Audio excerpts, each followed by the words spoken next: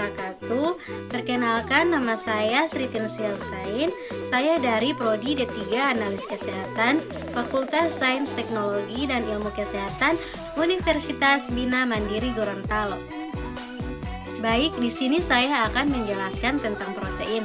Protein di sini adalah kelompok biomolekul berukuran besar yang terbentuk dari suatu rantai panjang asam amino atau ledi.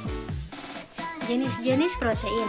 Jenis-jenis protein di sini ada dua. Yang pertama, protein fibrillar, yaitu protein yang berbentuk serabut, dan yang kedua, protein globuler, yaitu protein yang berbentuk bola. Fungsi-fungsi protein.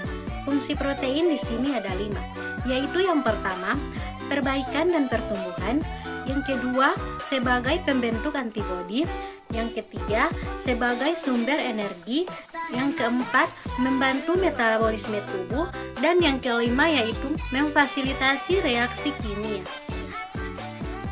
Struktur protein. Struktur protein di sini ada 4. Yang pertama yaitu struktur primer, struktur yang sederhana dengan urutan-urutan asam amino yang tersusun secara linear yang mirip seperti tatanan huruf dalam sebuah kata dan tidak terjadi percabangan rantai.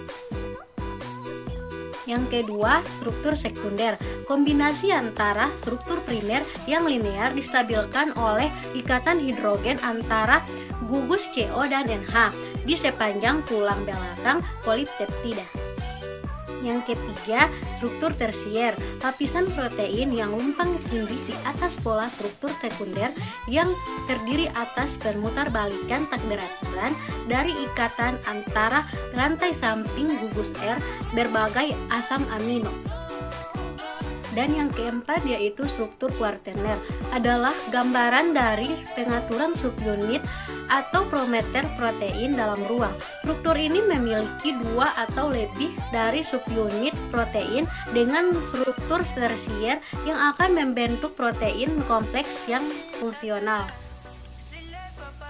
Denaturasi protein. Denaturasi adalah sebuah proses di mana protein atau asam nukleat kehilangan struktur tersier dan struktur sekunder dengan penerapan beberapa tekanan eksternal atau senyawa seperti asam kuat atau basa, garam organik terkontaminasi atau pelarut organik, alkohol atau kloroform atau panas. Baik, kita lanjutkan ke materi selanjutnya, yaitu enzim. Enzim merupakan senyawa protein yang membantu proses metabolisme dalam tubuh. Dengan adanya enzim, proses metabolisme akan berlangsung dengan cepat karena menurunkan energi atau aktivasi yang diperlukan untuk berlangsungnya reaksi tersebut.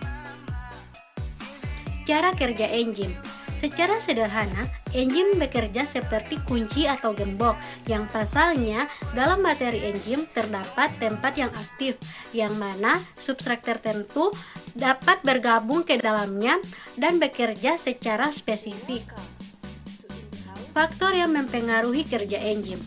Pekerjaan enzim dipengaruhi oleh beberapa hal. Yang pertama, suhu, yang kedua pH, yang ketiga aktivator dan inhibitor, dan yang terakhir adalah konsentrasi enzim dan substrat.